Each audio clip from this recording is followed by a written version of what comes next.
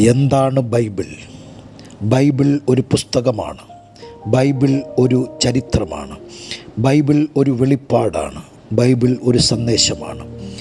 യേശുക്രിസ്തുവിനെക്കുറിച്ചുള്ള വെളിപ്പാടുകളുടെ സമാഹാരമാണ് Bible. അല്പം വിശദമായി പ്രസ്താവിച്ചാൽ, മനുഷ്യവർഗത്തോട് ദൈവം എങ്ങനെ വെളിപ്പാടിലൂടെ ബന്ധപ്പെട്ടു, ക്രിസ്തുയേശുവിലൂടെ മനുഷ്യർക്ക് സ്വായത്തമാക്കുവാൻ കഴിയുന്ന രക്ഷ ആദിയായവ വിവരിക്കുന്ന ചരിത്രമാണ് വേദപുസ്തകം.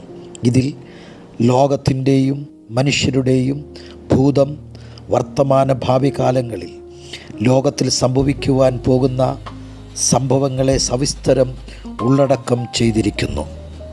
വേദപുസ്തകം എന്ന മലയാള പദത്തിൻ്റെ അർത്ഥം അറിവിൻ്റെ പുസ്തകം എന്നാണ്.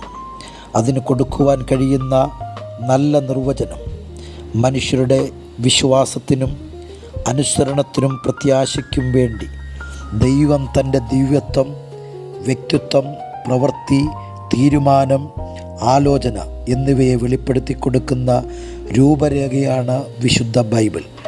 മറ്റൊരു നിർവചനം ശ്രദ്ധിക്കുക. ജ്ഞാനസമ്പൂർണനായ ദൈവം ജ്ഞാനാന്വേഷിയായ മനുഷ്യന് നൽകിയ ജ്ഞാനഗ്രന്ഥമാണ് ബൈബിൾ.